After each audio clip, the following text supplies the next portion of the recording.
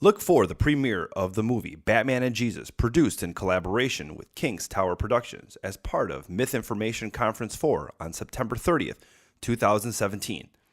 In audience for the Batman and Jesus movie premiere include Seth Andrews, creator and host of The Thinking Atheist, atheist celebrity Aaron Ra, Mythicist scholar Dr. Richard Carrier, Naked Mormonism podcast creator and host Bryce Blankenagel, CEO of Atheist Republic Allie Jackson, and a slew of other guests.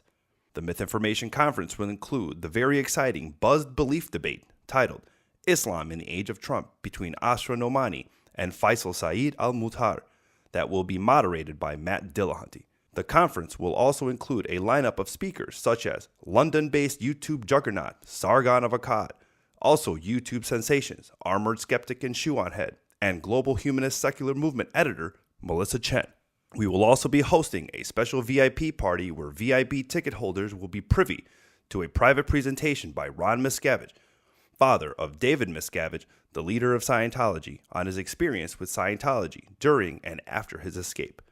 To learn more or to purchase tickets for Myth Information Conference 4, visit us at mythicistmilwaukee.com. Now, back to the show.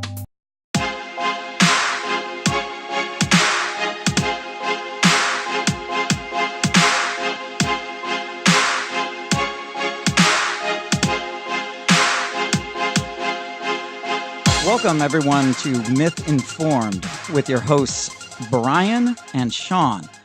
Today, we're talking to esteemed guest Asra Nomani, an accomplished activist, author, intellectual, and instructor. Asra has written and been featured in the Washington Post, New York Times, the Wall Street Journal, Slate, Salon, People, NPR, and many other well-known outlets. She's the author of 2 books, the mastermind behind the Pearl Project, and the founder of the Muslim Women's Freedom Tour. Welcome, Asra Nomani. Oh, thank you so much. I'm so excited to talk to you guys. Thanks. It's our pleasure to have you. Absolutely. And I'm not sure when this article was in the Washingtonian that you wrote, but tell us a little bit about your story. You were the last person to see Danny Pearl alive, and this is taking us back to September 11th and what happened after this. And bring us full circle from Danny Pearl all the way to Guantanamo Bay. Well, I never expected to go down to the ends of the earth to find healing, but this is where I ended up in the spring of 2012. I went there to witness the trial of Khalid Sheikh Mohammed and co-conspirators in the 9/11 attacks. So the reason why I felt compelled to go was because 10 years earlier, in the winter of 2002, I had stood outside this home I had rented in Karachi, Pakistan, and I had stood outside waving goodbye to this dear friend that I had known for almost a decade then at the Wall Street Journal, and he was Danny Pearl. His wife, Marianne, was standing beside me, and I remember that day, as if it happened yesterday.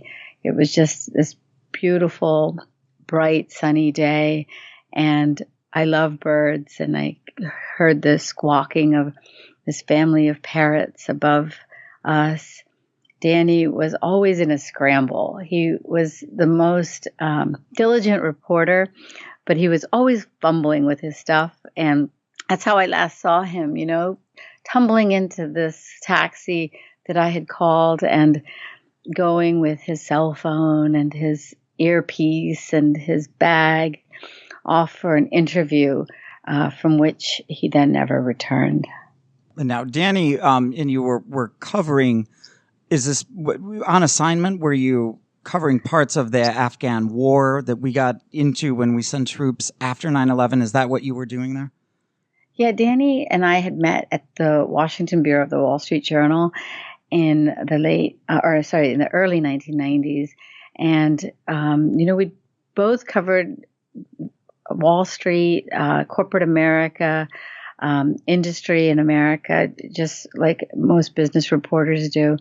And then when the 9/11 attacks happened, Danny went to Pakistan for the Wall Street Journal, and I was on book leave then from the newspaper, and I went there to write for Salon magazine back when it was actually a media publication. I get that joke. I get it. Yes. And I ended up in Karachi, and Danny came there to do this interview where he was trying to track down the facilitator for Richard Reed, the shoe bomber, the man who's the reason why we always take our shoes off when we get on airplanes. And so we were both there trying to make sense of what had happened on 9/11. So, and you were born in India, is that correct? Yeah, I was. And, I was just pausing there for a second because I was just going back in my mind to that time. And I went there, not only as a reporter, but as a Muslim. I had been born in India, like you mentioned, and I came to America when I was just 4 years old. It was the summer of 1969, and my father had come here for his studies, and my mother had followed, and then my brother and I came afterwards. And so my family, we lived here in America, in this moment of great liberalism.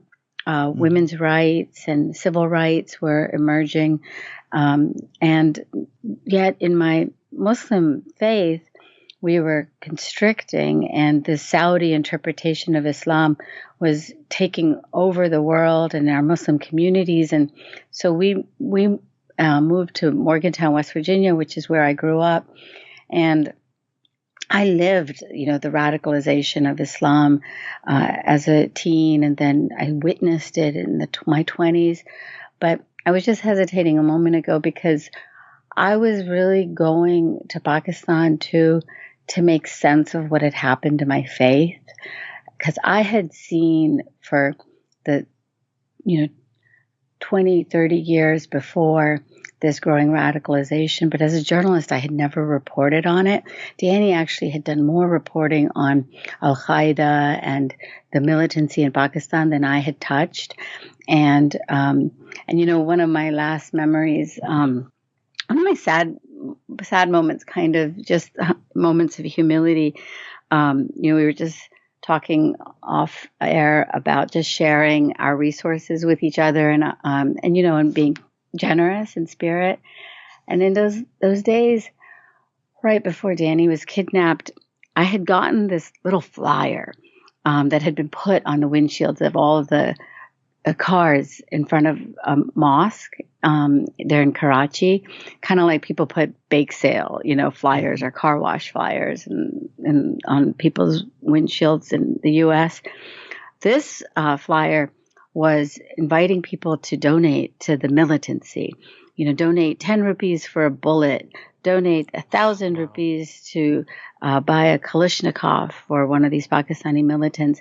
And I had gotten this little prize that sort of, confirmed the, normalization of radicalization there. And I told Danny about it, and he wanted to see it, and he wanted to write about it. And I kept it to myself.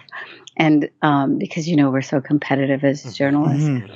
And I never wrote about it, of course. And I don't even know where that flyer is anymore, because then my life, my priorities changed when Danny went missing and he didn't return. And so that became I had lost focus, on what was important in this world in terms of sharing and being kind and being generous. And I always remember that because it was not worth it. And so Danny and I were both trying to make sense of the militancy and the extremism that had been, the ideological underpinning of the 9/11 attacks. And he was literally going into knocking on doors of these militant groups. And I was going into their study circles because I knew many of these folks in the community, and they just turned my stomach because they were so aggressive and hateful in their interpretation of Islam. So when I wave goodbye to Danny, I was actually at this moment in my life where I was so sick and tired of that dark side of the ideology. I was hoping to write my great American novel sitting there in Karachi because I had gotten so disgusted by the hate that I had been witnessing in many of these private study circles. And so that's what we were doing, trying to make sense of something that people are still trying to understand today. That makes a lot of sense. Now, what was happening in Pakistan, and correct me if I'm wrong, that there was a lot of kind of center left or kind of the thinking of leftist independence in at the time, especially with the influence of the Soviet Union. With that waning, did Islamism and kind of this radical strain of Islam start to creep in? Is that what's going on in Pakistan at the time you're there? Yeah, it had been going on since the late 1970s, since the Soviet invasion of Afghanistan, and then the educating, quote unquote, of Pakistani and Afghan men to be militants, and mujahideen in the war against the Soviets. And so that was in the late 70s and then early 80s, when the Saudi interpretation of Islam was really taking root in Pakistan and Afghanistan. The leader of Pakistan was a man by the name of Zia-ul-Haq. He has a cameo, in Charlie Wilson's war because he's the Pakistani man, the general who is receiving the U.S. money to train the militants there to fight the Soviets. And so at that time, they were America's equivalent of freedom fighters because they were fighting for their land. And then after the Soviets have successfully been defeated, they stayed with that ideology. And that's what we have inherited today as the underpinnings of Al-Qaeda and the Pakistani militant groups that were alive and well there in that winter of 2002 when Danny and I were walking the streets of Pakistan. Yeah, I've heard it described as like a green ring, that we were so, as America, our foreign policy was so set against communist Soviet Russia that we felt like if we had the green ring of Islamism around it, that it would prevent the spread of communism. And it turns out that green ring is what we're fighting now, and it's spread. Yeah, I never heard that term before, but that completely, captures the short-sightedness we had, because Islamism, is Muslim supremacy. So communism is its own ideology for supremacy in this world. And we just defeated one enemy with another enemy. And an enemy with values that completely contradict the ones that we're supposed to uphold. And so that is the contradiction, right? And the short-sightedness of U.S. foreign policy. And that is like what we inherit today because we continue to make the same mistakes, right? We continue to stay in bed with Islamist groups and governments to the peril of not only the United States, but the West. And that's, my greatest just sadness as a human being, as a Muslim, is we spend millions and billions of dollars to supposedly fight this, ideology and terrorism that exists out in the world. And I could tell you, as a Muslim, in 3 hours of just shutting down certain clerics, publishing houses, websites, and other proponents of not just hate but violence, how we can defeat the ideas behind the violence, and yet we don't do it. And that's what just breaks my heart, because we all know it inside of our Muslim communities. Like, we know exactly what the problem is. And now all these like well-intentioned people have gotten duped into believing that you can't have a conversation about the Islamic extremism or face offending Muslims. But Pew study from just a little while ago confirms what we all know, which is that Muslims, more than anyone, recognize the extremism problem within our community. And there's just these political interests that want to shut down the conversation and protect those ideologies. But we know it because it's in our community and it's in our families. And so the journey that I document in the Washingtonian piece was about confronting the tragedy, but not confronting it of what had happened then in the days later after Danny went off for that interview. He got kidnapped, and we searched for him for 5 weeks, and only then to find out that, in fact, these men had walked into the place where he was held with a bag containing a knife and a video camera, slaying him then and laying their prayer rug upon the bloodied floor afterwards to get the, connection that they thought that they had to the divine for all of this awful, violence that they had just wreaked on our world and poor Danny's life. And so I am so, it's the anniversary of Princess Diana's death. Mm-hmm. And I'm so touched by her boys and their journey, and feel real connection to their own struggle, emotional and psychological, because when we are faced, great tragedies like I did there in Karachi and those boys did when they learned their mother had died, there's so many routes that we can take as human beings. And in my life, I had a second shock of learning that I was pregnant at that time from a boyfriend that I had fallen in love with during my reporting. And he had bailed on me right away as soon as Danny had disappeared. And so I despite, real issues of fear myself, I brought my baby into this world here in America and went about the business of, being a mother and then writing another book. And so I never dealt with the grief and the sadness of what had happened to poor Danny. And so that's the journey that I chronicled in this Washingtonian piece, was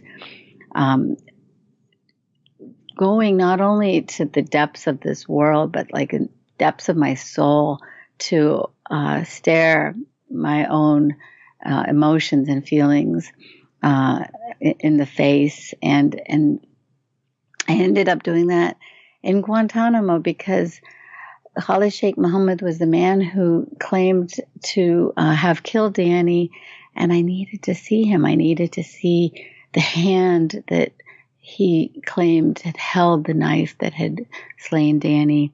And there, then in that day of this courtroom, sitting from morning till the darkness of the night with this man who justified all of the violence that he had done in the world, I realized the truth that, you confront in the face of grief, which is I could go to the ends of the world, but like that would not bring Danny back. And I needed to grieve, and I needed to feel the pain. And so there I felt every emotion that I had denied in the decade before, and returned of all things from Guantanamo Bay with a real shift inside of myself, a real desire to like live in this world in the moment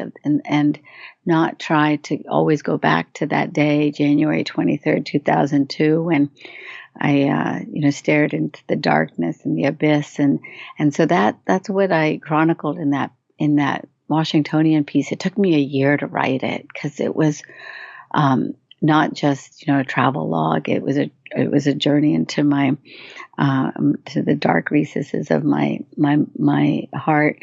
And when I wrote it, I cannot even tell you guys, like the response was as if I had, just sat with, thousands of people around the world and been able to look into their eyes and talk to them about what I had gone through, because then they mirrored back to me their own journeys. And it was just so beautiful. And I really came to believe even more deeply that, like, we're all connected by these wounds that we've experienced. And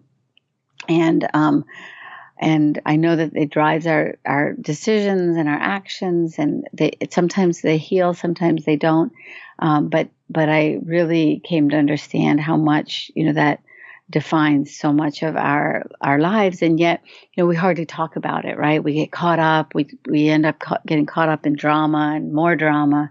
But at the heart of a lot of our real acting out sometimes, and the things that we do are these deep wounds. And I'm so, as a human being, like, that's what I'm always drawn to try to understand in others and in society.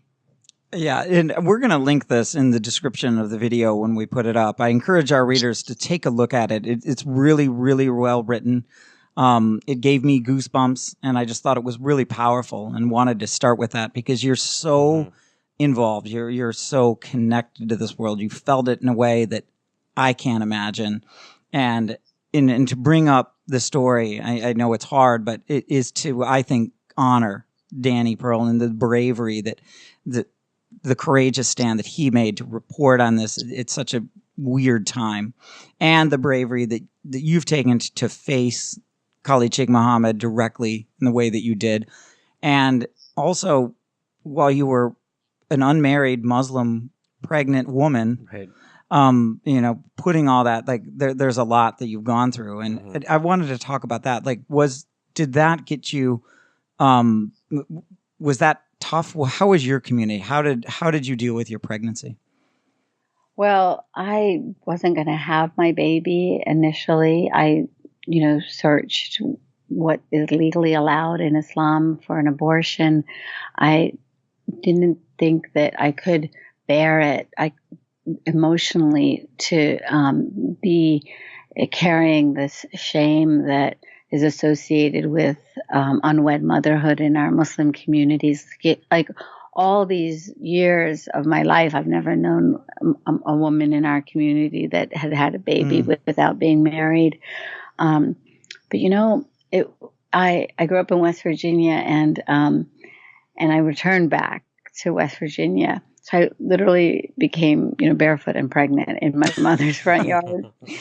And there, I received the greatest gift that anyone can give another person, and that a parent can give a child, especially, and that is simply love. My mother and father just completely, fully embraced me and this baby within me. And my mother said to me, Asra, like, have this baby, even if you leave and go out back to Afghanistan, go to Pakistan, like, leave the baby with me. And my father embraced me, and I decided then to have my child, and yet I was so afraid and struggling with these messages that are within me, right? Like, my parents were not giving me messages of shame, but I was internalizing them. And that's in those 9 months of my pregnancy, I really came to understand too how we carry shame and how crippling it can be. I didn't think that I deserved a baby shower. I didn't believe that I would have happiness from my child because I didn't deserve this path of joy. And just imagine, I'm a woman, in my late 30s at that time. I was 37 years old. I grew up in America, and yet this is all internal, right? Like, that's when I came to really understand deeply, the fact that we can cause suffering for ourselves, and that's what I did. But then I had my son, and I almost, I had a difficult pregnancy, a difficult delivery, and they put me under general anesthesia, so I wasn't even conscious when he was born. And when he was handed to me, though, and I was in my stupor post-pregnancy and post-delivery, I saw him, and he was so perfect. Skin was smooth, and he was beautiful. And I had honestly thought that he would be carrying scars from all the tears that I had swallowed during my pregnancy. And it was in that moment, and I just got clarity that as a human being, like, I could not live with this shadow of shame, and that I was going to confront it. Like, I was going to face it head on and get beyond it and live and be free of it. And I was not going to raise my son with any lies or deceit about his conception. My grandmother had called me and told me that I should tell people that I had my son through artificial insemination, right? So she came up with this like technological solution to dealing with the shame. Mm-hmm. But I just talk about that, and I really thank you guys for going into these deep places in my heart, because it's from those moments of just darkness that I am driven in everything that I do, because I know that it was both my culture and then interpretations of my religion that were giving me those messages of shame. It was those same dynamics that made Khalid Sheikh Mohammed believe that he could take this beautiful human being from this earth that was Danny. And that's why, like, everything that I do is driven by the clarity about the consequences if we don't walk a path of righteousness on the issue that I have made my life mission on challenging the extremist interpretation of Islam. And it was from suffering that I know what we have to do to free ourselves individually and then as communities and societies from the consequence, the dark negative consequence of extremism within my faith. And so thank you for, letting me go there, because a lot of times, we have these like debates that are just like in the head, but really it's from these experiences in my heart and in my soul that I then do all of this deep thinking to figure out, okay, how can we make this happen? How can we make this transformation happen? Yeah. Well, no, you're absolutely welcome, and we feel honored to be a part of that. Yeah. And it sounds like these experiences and these absolutely heartfelt, soulful experiences of both pain and as that leads to clarity and awakening is what has kind of driven your activism. That's what it sounds like to me. And correct me if I'm wrong. And did that led you to be one of I think the first to have a woman lead like co-gendered prayers in a mosque? Yeah. I have this great friend, Orly Peter. She actually wrote to me after I published that Washingtonian article. She had been to Shabbat dinner with Danny's parents, and then she read that article and she posted a comment on the comment board. And I'm one of those writers where I actually go and read the comments, trying to find, the folks who aren't just trolls, right? And in that case, I didn't have any. I had just people, like so many, writing from the heart. And Orly wrote to me and said, you have done more in this one piece than trauma psychologists can do in days of teaching people about what trauma looks like. And then she is a trauma psychologist, and she's educated me to this idea of post-traumatic growth. And because so often our model is just about traumatic stress, and the negative consequence of trauma.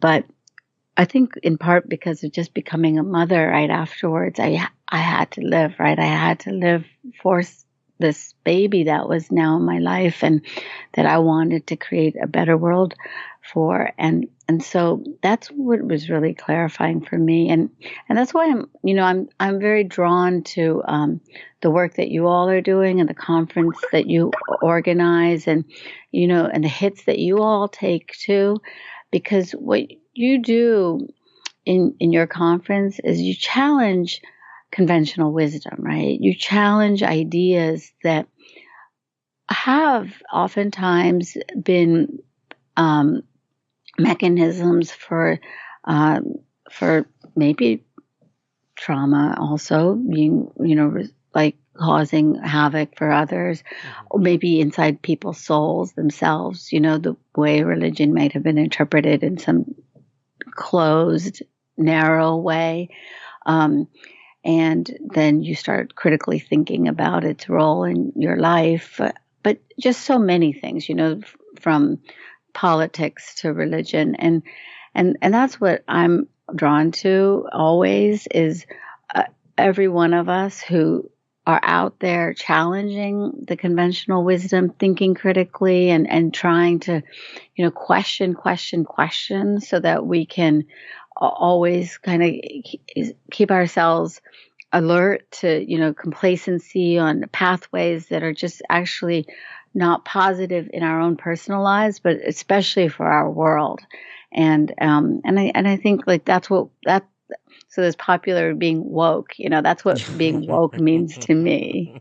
That makes a lot of sense. Yeah. But we no doubt have felt like this political tension. It seems to hang like a fog. And certainly the recent events in Charlottesville have it even stoked higher. But this conference was organized, I think, back in February or March of this year, before that. But we had keyed in with the Trump election coming on, and just the political division that was going on. We felt that the way to de-escalate tensions is to have reasoned dialogue and debate, and talk to the other person. Where are you coming from? Can I understand? I'm not ready to argue with my opponent until I can put his position or her position in the way that they would agree. And I think that's what we're trying to do in an age of social media and 140 characters of slamming and adding people. We really need this. Yeah, no, you all were visionaries back there earlier this year, because just look at what the headlines have been since then, on all sides, right? A liberal attempting to assassinate Republican lawmakers, conservative, for lack of a better word, let's say, attacking liberal protesters, right, in Charlottesville. Like on all sides, it's just extremism of one form or another, and we have to fight for the middle path of civility and decency and friendship. See, that was really like the thing that I was left with most from the experience of having been Danny's friend. Like, he was a great friend to everyone, and for all of his courage as a journalist, like, he was a guy who would, find the open mic night, whatever town he was in, and meet people to do these jam sessions, or he'd have his violin with him and have a sense of engagement with our world that was just kind, like not confrontational and like, let's try to fight with everyone, whoever might have a disagreement with, but just let's have fun with each other. And that's what I feel like has gotten so lost, especially this year. And it's just gotten worse, so that's why you guys were visionaries, trying to forge a path for some kind of civil conversation. Yeah. And I really like it with that picture that you have too in the article. This is in Pakistan, you have a Muslim and a Jew smiling and hugging each other. And that to me, that there's a beauty in that. And that kind of pluralism is what we need again, especially after the greatest generation that fought World War II is leaving us now. With that division that we fought together in the same foxholes, I think is what held America together. It's the centripetal force that helped, kind of left and right not rip apart. And without that, I think that's one of the reasons. And I feel like we have to make a concerted effort to try to create some centripetal force. We do have things in common, and we need to find them. Yeah, my little baby born there in the fall of 2002 is now 14 years old, and freshman in high school this year. So all has worked out well, and he has good taste because he introduced me to the Hamilton soundtrack, and so we've been going on many rides now with that, like in our car, and just listening to that strife, right, in the political process then. And sure, there were duels, and that was how Alexander Hamilton loses his life, but there was politics, there was debate, and rivalries and tension, but we do have to stand up for something that is sustaining. And I am riveted, like much of America, to the tragedy that's going on in Texas. And I think, for the first time, I'm able to watch the TV news again, because it's just like stories of human beings, right? So far, that tragedy hasn't been politicized, but that's what we're all about. And that's gotten so lost this year. It's just unbelievable to me. I've lost so many friends. We haven't talked about, the topic that brought us together, but my public outing of the fact that I voted for Donald Trump made me lose so many friends that were, I thought, lifelong friends. Wow. Like, I was so shocked, and I'm still shocked. I never used to block anybody, in social media, but now I do, because I just don't want to subject myself to the taunting and the ridicule that, folks who disagree with me on that vote try to throw at me.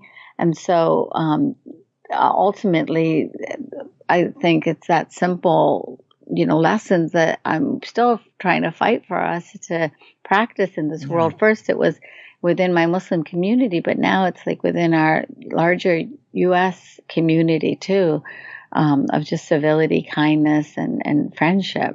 Yeah. Well, and the internet harassment it takes a toll. I mean, we had a little piece of it over the last couple of weeks, and I can totally see how someone who's younger, more impressionable, someone with lower self-esteem can really be affected to do bad things, as a result of that pressure. And I think you thanked us, but we want to thank you.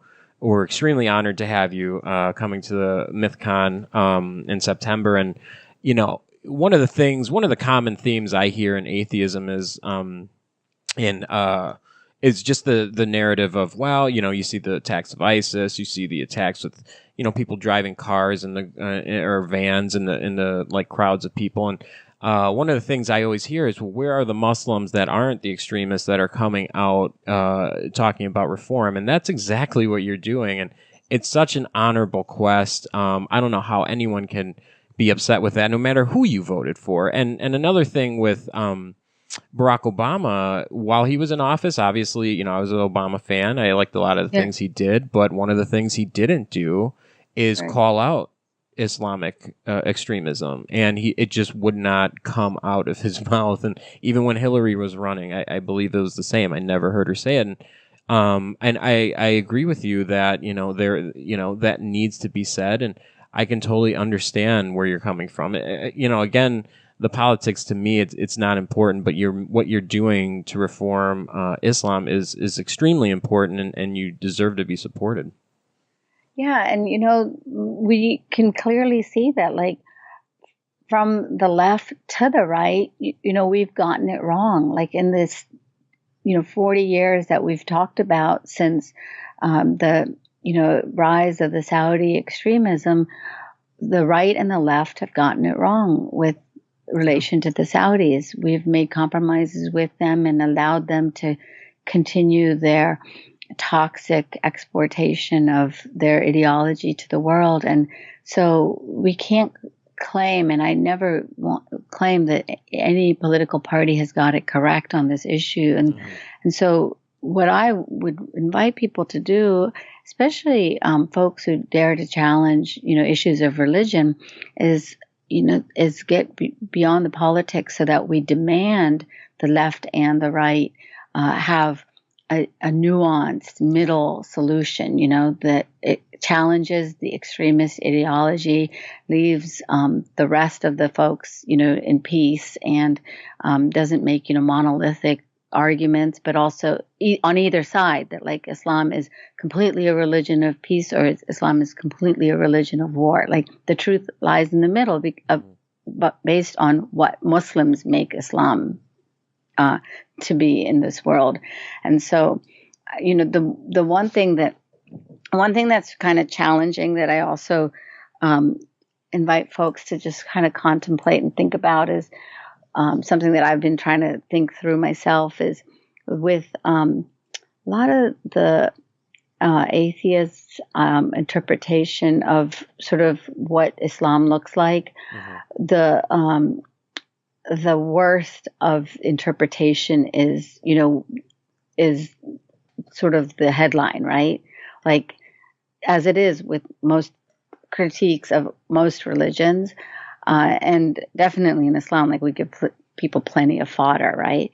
But the trick is that we're probably not going to get rid of religion, especially in our lifetimes or like at least several lifetimes from now. And I just want folks to try to imagine if we have to accept the idea of religion in this world, the possibility of efforts like myself and other Muslim reformers to challenge the extremist interpretation and don't lock us into the worst of the interpretation that's out there, because that's what we're trying to fight. The problematic verses are definitely there in the Quran, the problematic hadith, all of the awful interpretations of religious law that, made me a criminal for carrying my baby in my belly without a wedding ring.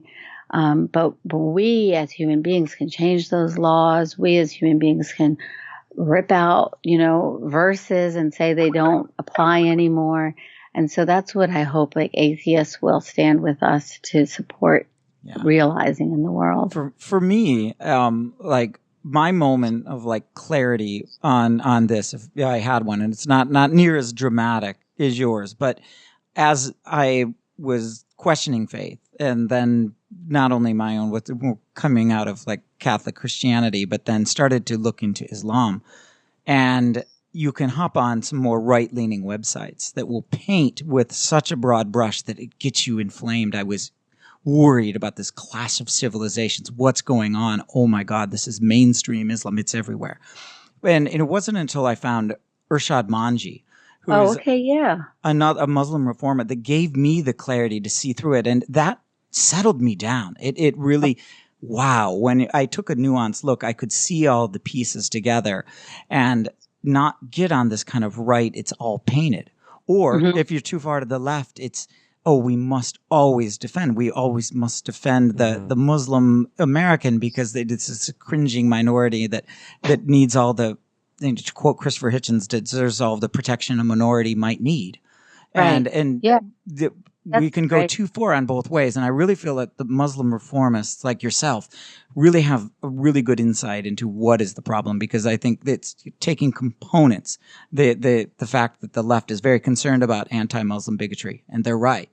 But the right is also concerned that without things going unchecked, that minorities, individuals in the Muslim community can get subsumed by the community themselves and have no voice. Yeah. And that's what, has happened because of this just multi-million-dollar effort by the governments of Qatar and Saudi Arabia to stop us from taking that intellectual journey that you went on, that, allowed you to get introduced to Irshad's work, right? And find that nuanced path, because they would rather us, okay, they don't want people like hating on all of Islam, but they would rather people just like give the extremist parts a pass, and that, because basically if you challenge Islamism or the idea of political Islam, you're challenging the underpinnings of their entire governance, right? Mm-hmm. And so they don't want to be under scrutiny like that. And so we have to have those conversations, though. And I just, I just sit in the quiet of my life and I watch, Charlottesville, and I watch all of these like issues that grab the imagination of liberals. And I just think, yeah, okay, we have to fight all extremism, including, of course, white extremism. Yes. Mm-hmm. But if you want to stand up against slavery, like stand up today against the Islamic interpretation that sanctions slavery of not just, women, but boys. Like right. There's a website that's run by a Saudi scholar that sanctions slavery today. And we know that it happens today. And we know that this Wahhabi interpretation is the interpretation that the ISIS has used to now, normalize the poor slavery of the Yazidi girls in their fiefdom. And so there's such serious injustices that are happening right now that we are criminal. That's what kills me, is that these things are illegal. They're criminal. We know that you can't cut the clitoris of girls in this country. Mm-hmm. And yet we have folks that want to give that practice a pass as, mm-hmm. A cultural practice. That has nothing to do with Islam, though it's still preached by imams and put forward by religious community groups. And so I just beg people really to have the same level of scrutiny for practices within Islam as they do within the white community, within Christianity, within any community. Like, don't give it a pass. Do you think, Asra, I feel that, with the Charlottesville situation and how bad it was, that we can take one nugget from this, and especially speaking, as a person who is white, right? That's not Muslim, that I've seen as the reaction to this, that, oh my God, there's this massive problem with nationalism. I've seen articles that said the Nazis are your sons, right. Your fathers, right. Your coworkers, right. Your cousins, yeah. And this overreaction. But if we flip that backwards to say, this is not how you do it, nor is this right. how you approach, radicalism within the Muslim community. Do not say there are terrorists within, radicals within every mosque, but rather say, let's pick out the radicals themselves without picking out Muslims, or let's right. pick out the actual white nationalists or Nazis without picking on white people. Yeah. And I think that's what we can do. Yeah. And if you, want to, like, I just couldn't believe after Charlottesville how much I started hearing folks on the left talk about challenging the ideology of white supremacy. Right. And I thought, oh, you're finally willing to talk about bad ideas. Like, awesome. Like, yeah, let's challenge white supremacy and let's challenge Muslim supremacy. Yeah. They're both dangerous. They both believe that they can deny other people their rights, and they're sexist, they're misogynist, they're anti-Semitic, they're homophobic, very parallel.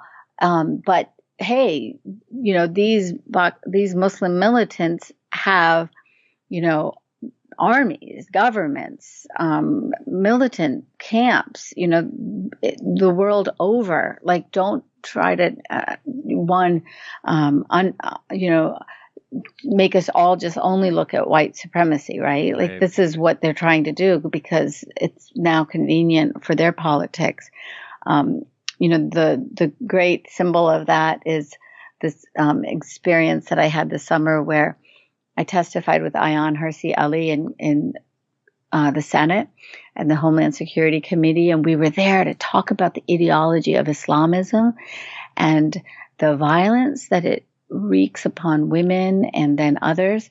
And the Democratic women senators completely ignored us that day, right? They did not even look us in the eye or speak to us.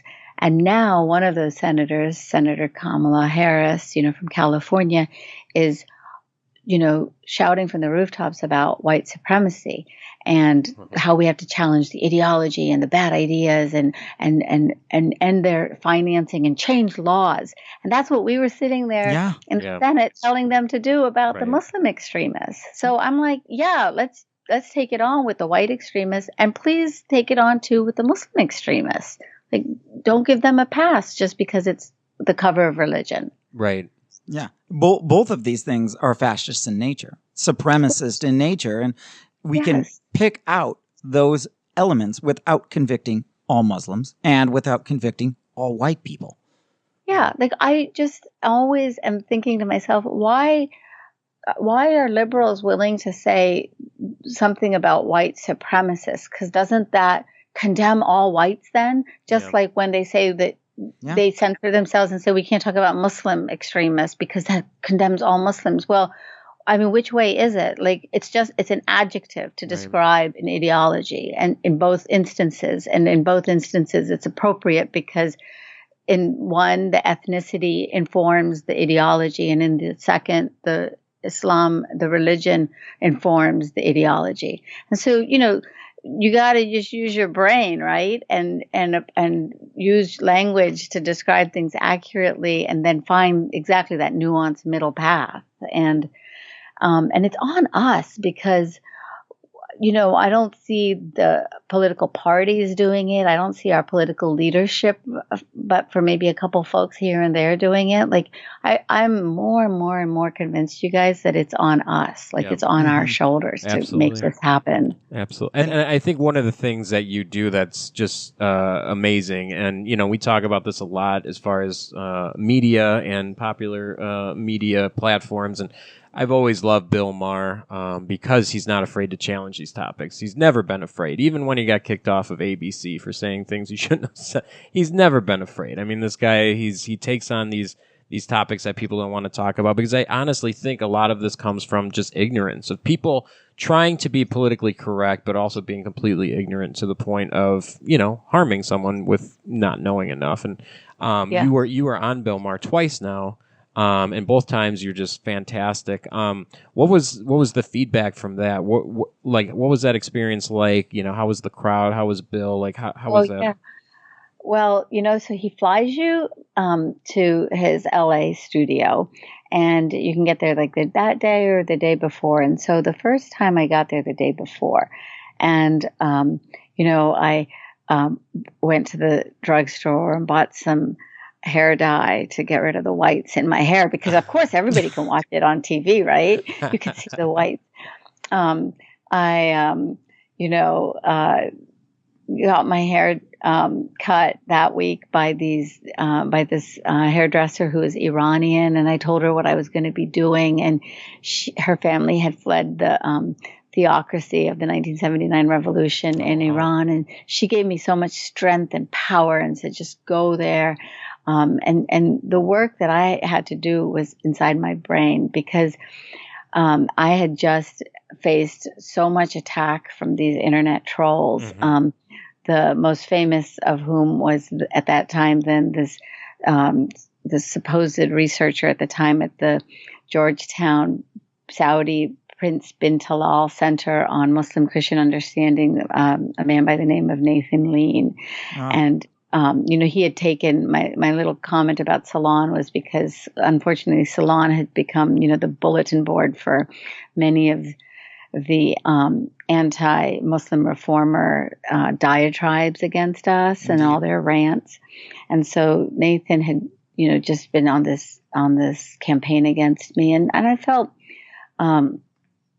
you feel just under attack, and then my friend Orly, the friend who had written to me after the Washingtonian piece, she came and she stayed with me, and we talked about what I was going to discuss, and she said, you have 8 minutes to talk to the world, and in those moments, you frame your story yourself as you want to present your ideas to the world. Because I was going to talk about all the mean things that these people have said against me, and wasn't that so awful and cruel? She said, don't give them that time. Don't give them that moment in even your 8 minutes, because this is your moment to be able to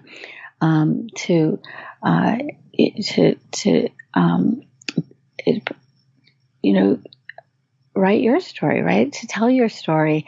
And so then the next day, the news came as I had that hair dye in my hair, waiting to, get rid of those gray. The news broke about the Bataclan attacks in Paris, and everything just shifted, within me, and everything became so deadly serious as it is. And we went out on that stage then that night, not knowing who had done these attacks. But then, as Bill said, well, we can pretty much bet that the Amish didn't do it, right? That joke, yeah. And it was such a interesting conversation, because we hadn't met, and you just sit down then and you talk, and it is a darkened stage, the audience, just the lights around you. And it really was, did feel just like a conversation between him and me. And I, as you have allowed me to do, just try to tap that place in my heart that made me want to take those moments and say something to the world. And that was when I then left with the idea that, we all have to tap our moral courage to stand up against the extremism. And it was a really just beautiful experience, because, I had met another psychologist after I'd come back from Guantanamo, and I had asked him, how do I now grieve? And he said, grieving means that you love in the spirit of the person that you have lost. And he told me, plant flowers. You're always pulling out the weeds, and trying to get rid of the poison in the soil, and plant flowers. And so in that experience, I was able to sort of forge this idea for the reform and for the idea of the love that we can try to make Islam represent in the world. And so that was a really great experience. And I really felt stronger. That was what was so interesting, because my second book was called Standing Alone in Mecca. And as a writer and as a person, I've just kind of battled things on my own. And then all of a sudden I connected with so many people who heard me. And what's happened in the years since then, you all, is that I have just felt stronger against those attacks. I feel like there's just this army of people who care. We're not organized, we're all signed up to some MailChimp account, somewhere. We're just all seeing the headlines. We're all seeing what's happening in the world. But what happened for me is I finally felt like I wasn't alone in this world, in this battle, and it has made me so much stronger. So what happened for me after being on Bill Maher's show was I finally realized that there were a lot of people out there who are fed up also with the political correctness and want just common sense and clarity in fighting the extremism of all types, including within Islam. So that was really positive. And then the second time that I went on was earlier this year. different circumstances, because now I had come out that I had voted for Donald Trump. And as you know, Bill is a big Donald Trump fan. Yes, Right? of course, of course. And I'm just like so foolish because, I should like know the audience, but I just wanted to, continue to speak from my place of honesty and truth and authenticity. And so I want, people say, oh, you became a Trump supporter. And really the piece that I wrote was about the fact that I had voted for him. And I was trying to explain to people that, everyone who voted for him wasn't a racist and a jerk and a white supremacist, that there were many people that came at it for many different reasons. And I explained mine. I was trying to stand up for the humanity of everybody and on all sides, and who'd cast their votes whichever way. Because otherwise, if I had wanted to influence people's votes, I would have written my article the day before the election, right? But I wrote it after the election because I could see in America this polarization that's just become even more inflamed. But I went there, and it turned out to be a really different type of experience. I was on the panel this time, and my son had me binge watch Family Guy. Oh, Seth MacFarlane. That's Yes. right. Yeah, I was so jealous of you. I'm like, she's sitting right next to Seth MacFarlane. I love Seth. Yeah. And so, and of course, like I had been a good mom, and I was like, that's age inappropriate for you, Shibli. My son's name is Shibli for like years, and now I'm like binge watching it, right, to do research.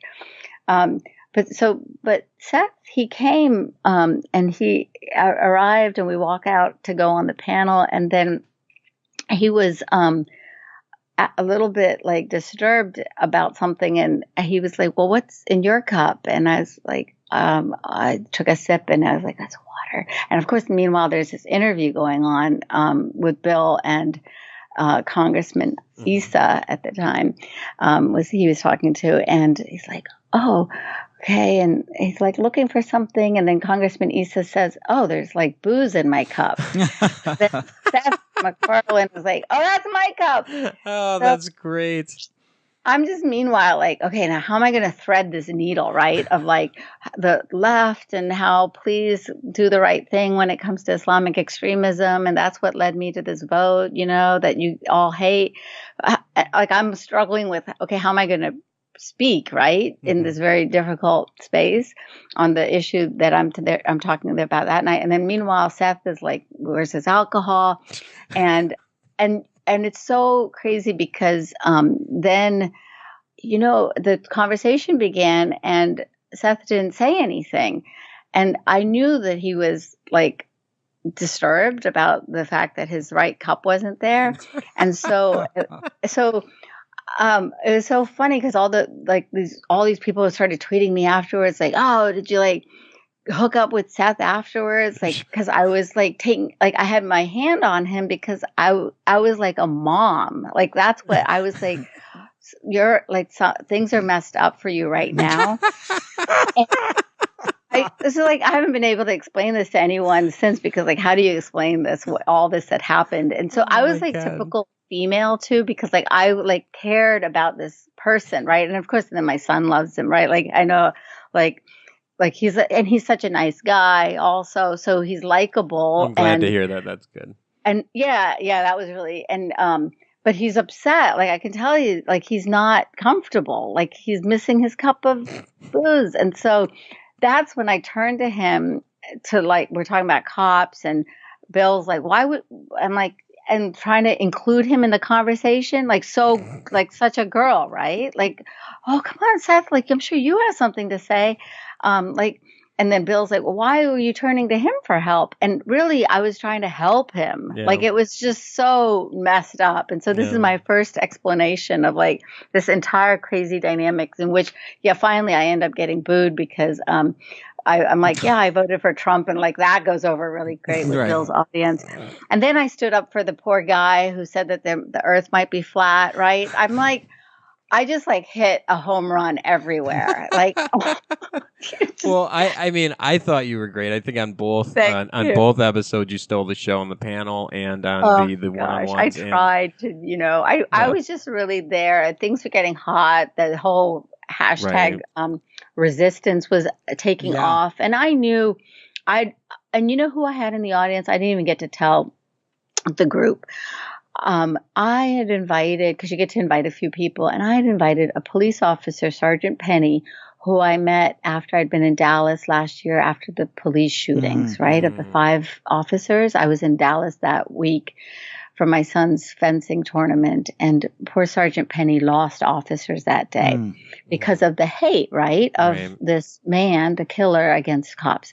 And then I'd also invited another popular person, was this young woman, Kiara Robles. She was had attempted to go to the Milo speech at UC Berkeley. She got maced. And she's the one who got, pepper sprayed. Exactly. And so I had Kiara there and Sergeant Penny.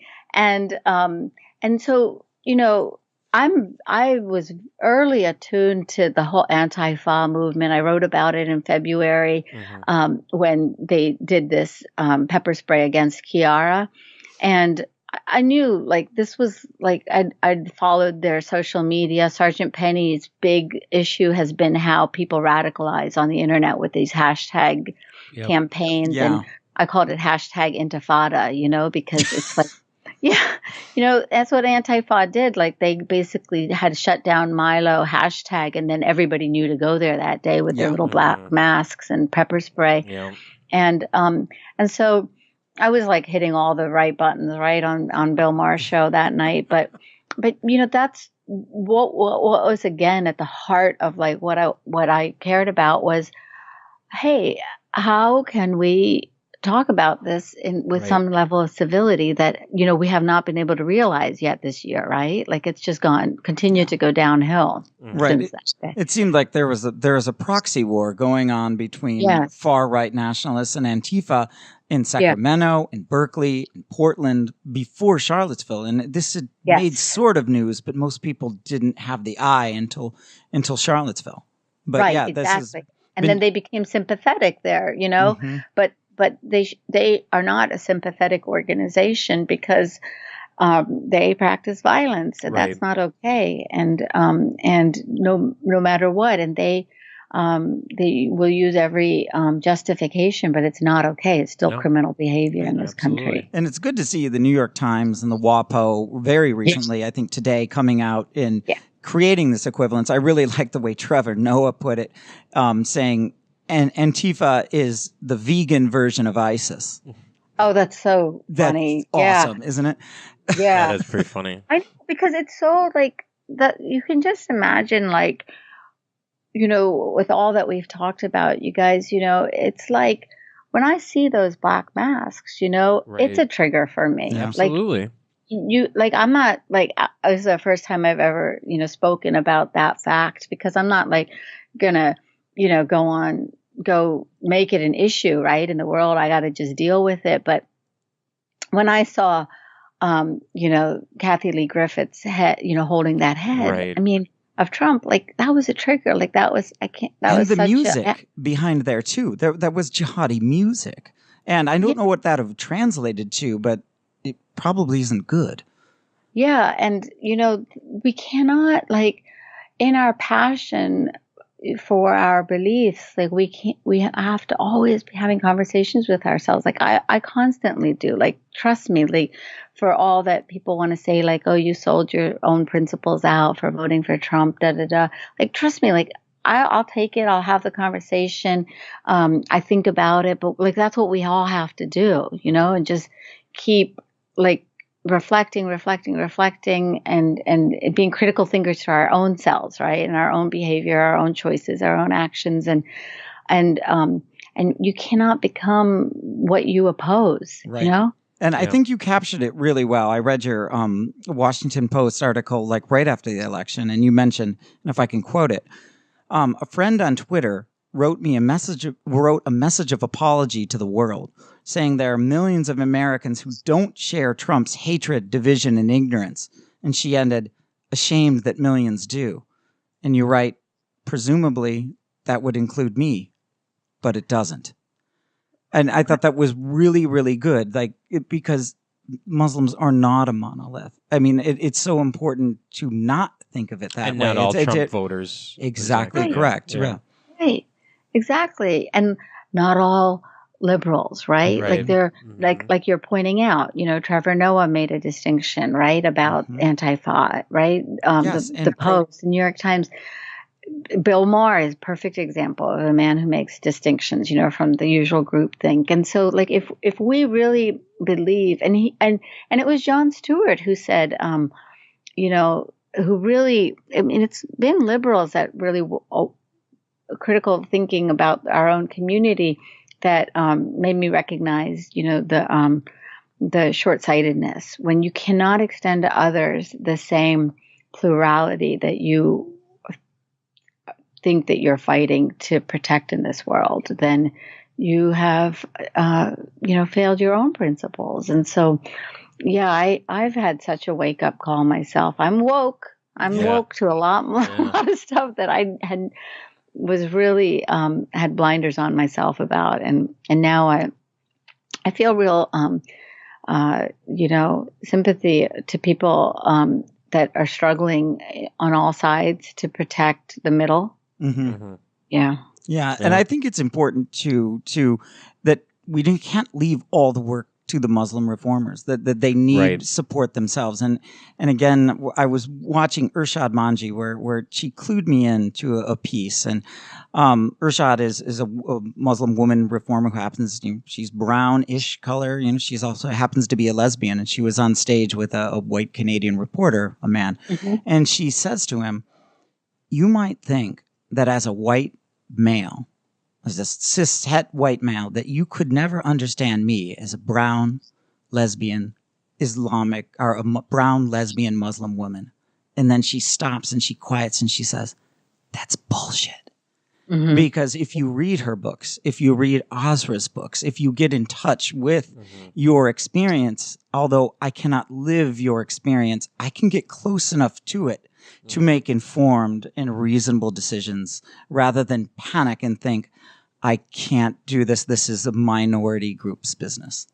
Yeah. I mean, that's what and the idea of, your organization and the conference, like the idea of myth, is not specific to one identity, right?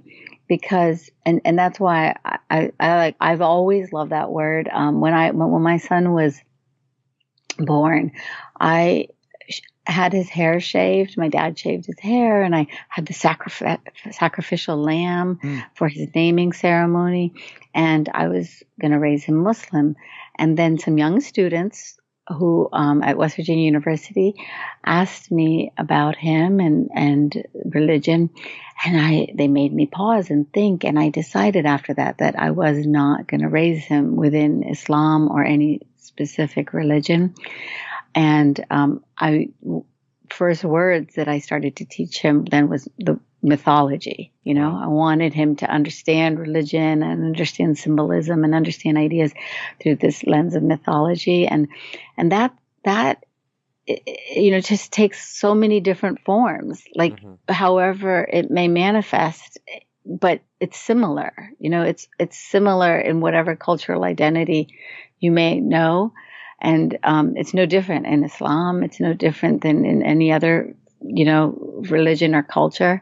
And so if you just take whatever experience you've had with that kind of dynamic of ideas and propaganda and, persuasion, and you can understand our struggle in Islam. That's just every other community's struggle when they've had to struggle with movements of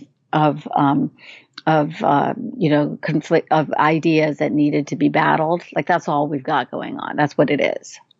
Yeah, it really makes sense. And I think if one has a lack of a belief or is an atheist, you can still admit that there can be, even in myth, some wisdom. Absolutely. As there can be in a fictional story from Hollywood, that you can gain some wisdom that can move you from that experience. And I think rather than coming at it, you're completely wrong.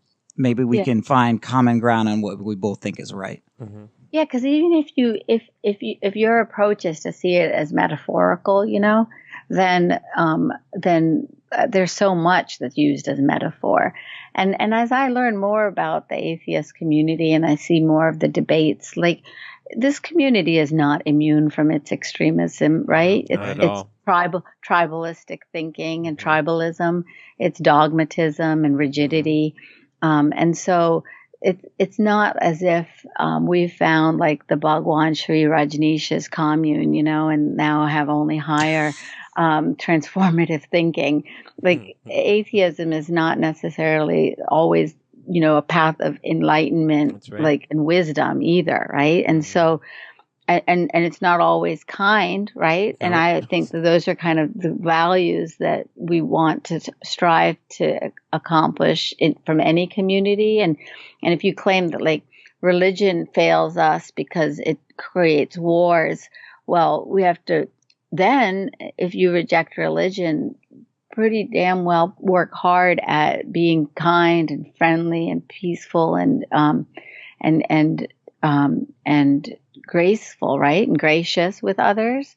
And I don't think like that's completely been worked out either. So it's like everybody's a work in progress, every community, I think. Yeah, absolutely. And I'm convinced if one believes that they cannot be manipulated and is sure that you have put yourself in the position to be manipulated. And I think you definitely are not in that position. You're going to come to the MythCon or the Myth Information Conference to talk to Faisal Al-Mutar, who's going to come at Islam from an atheist position, coming out of Iraq, of losing a couple siblings to the sectarian violence that happened after the Second Iraq War. And I think there will be a good discussion. I'm sure there will be common ground and some disagreements, but progress. Yeah, and I really admire, and appreciate the movement that we have within our Muslim communities to empower and encourage those that have decided on the path of atheism. Because when I was growing up, like it was not even an option for anyone in our community. It was not even uttered. And so the fact that you are including these voices is so important. And it is something that is, as you know, criminal in most Muslim countries, right? Yeah, 7, I think, to the death penalty. Yeah. And so this is again where you don't have to be from the Muslim community to be able to support those that choose the path of atheism and support them because, hey, it wasn't popular and isn't still in many Christian communities, right?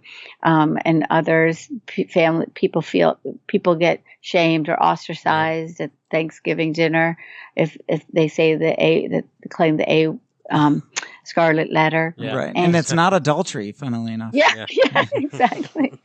And so I have always found that sometimes some of the most strongest allies that I have, friends, are folks that grew up in Christian evangelism, like really hardcore evangelism or fundamentalism, because they know how it works and they've seen it operate and realize like the propaganda that ideology can become in a person's life. And this is like just back to like how our conversation began. Like in Faisal's life, it caused a wound, right? It caused death in his family. His mother lost her loved ones and her children, and that's what I recognize in so much of these struggles that we talk about. Like Charlottesville is a conversation about deep wounds, right, in society that have not healed, and people are lashing out in this way and that way. And the biggest lesson that I got when I went down to Guantanamo was when the defense attorney for the co-conspirators turned to me and said to me about Danny's murder, simply, "I'm sorry." He looked me in the eye and he saw me, to quote from Avatar. And that's what I think is our constant struggle, like the struggle of all the communities and something like your conference, and just the fact of our conversation together means that we sit there and we see each other and hopefully, because I'm a Muslim reformer, right, have a beer afterwards together. Yeah, absolutely. We can do that. Absolutely. And it's Milwaukee, so there'll be my gosh, many. right? All right. you know, Asra. I think it's a religion there. Right. So and we're literally at the Paps too. So there we go. exactly. Another irony. That's and beautiful. I'm bringing my son because he's a thinker and likes a good time and Awesome. is, I want to have him see all these like great people having these conversations and thinking the big thoughts, and also still having a good time, because that's the lesson that Danny most left with me. And he was the I was like, being a good Muslim girl, I never drank alcohol. And then I started with Bartles and James wine coolers. Like, I don't even know if they still sell them. It was the 80s, and it was like juice, right? Yeah. But then Danny was like, "Oh, you've never had beer?" Like, we went on our walk from the Wall Street Journal office on Connecticut and K down towards DuPont Circle in DC. And there was this dive bar called the Big Hunt. And he's like, "All right, I'm going to make this happen. Like, I'm going to get you a beer that you're going to like." Cause I had a boyfriend who'd introduced me to, Guinness. Right. But I was like, gross, didn't work. He's like, so he sat me down with wheat beer. Right. And so I was a convert from then on. Nice. So Danny, yes. Nice. Yeah. Converted me to the joy of drinking beer. And I've now written also as a Muslim reformer about how, that this edict against alcohol is not the theological doctrine and Right. that is like 100% strong. Like, I challenged it too. Because, like, I mean, what could be better than like getting a bunch of uptight people to go actually out and go have a beer, right? That's what we need to do to solve our extremism problem. It's a good metaphor. It Absolutely. really is, and it shows that that there is growth, there is progress, and things can change.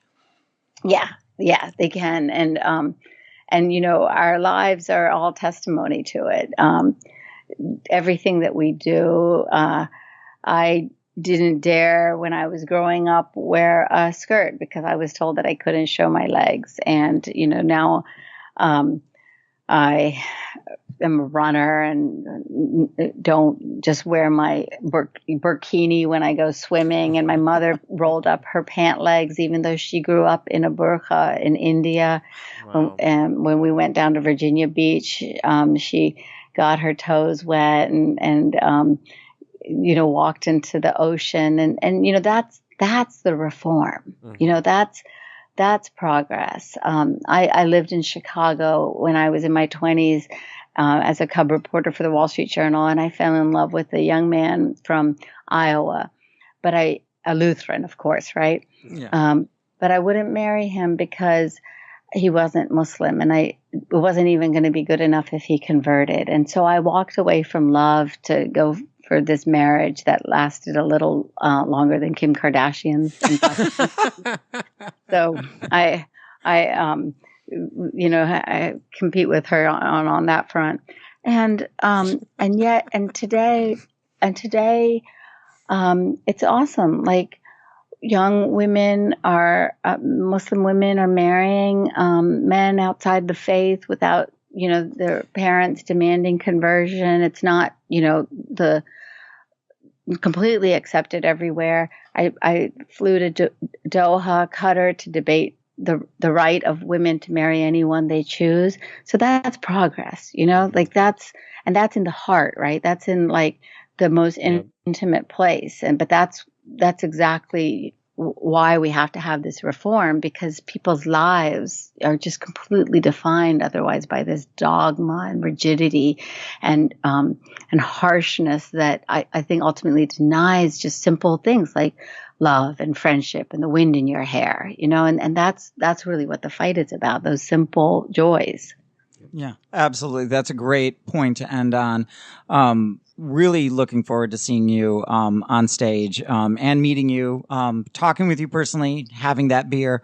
Yes. Asra, thanks so much for all your time. And definitely, if you're Thanks listening, for everything you're doing. Yeah. Oh, thank you. And thank you both for your friendship, through all these months of organizing Milwaukee, and you always just modeled like gracefulness and kindness. And so thank you for that, because that's, from all of our communities, that's what must prevail. So sweet of you to say. For that beer. Yeah. Sweet of you to say, and absolutely, you're welcome. If you're listening, still definitely get your tickets for the Myth Information Conference on September 30th, Saturday, September 30th in Milwaukee, Wisconsin. Thanks, everyone.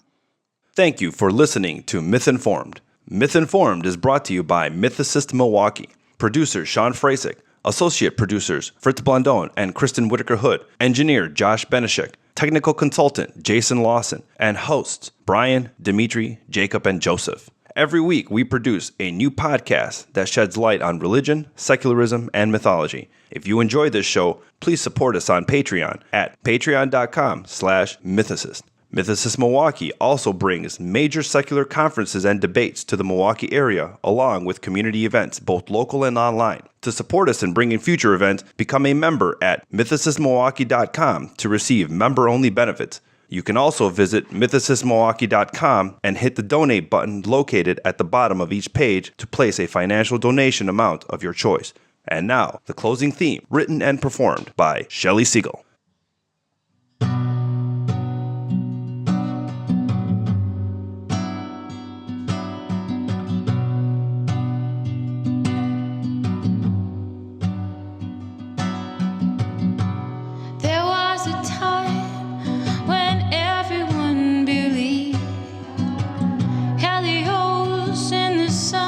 Poseidon in the sea, Athena's wisdom and beauty, and Hades underneath, Isis of fertility, and ether of the Greeks. They all lie at rest, and who will be the next to die?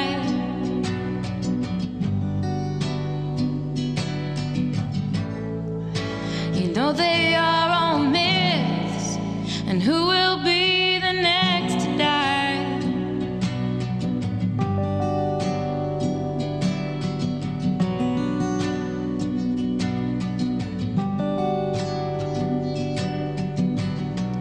There was a time when everyone believed, Helios in the sun, Poseidon in the sea, Athena's wisdom and beauty, and Hades underneath, Isis of fertility, and ether of the Greeks. They all lie at rest, and who will be the next to die?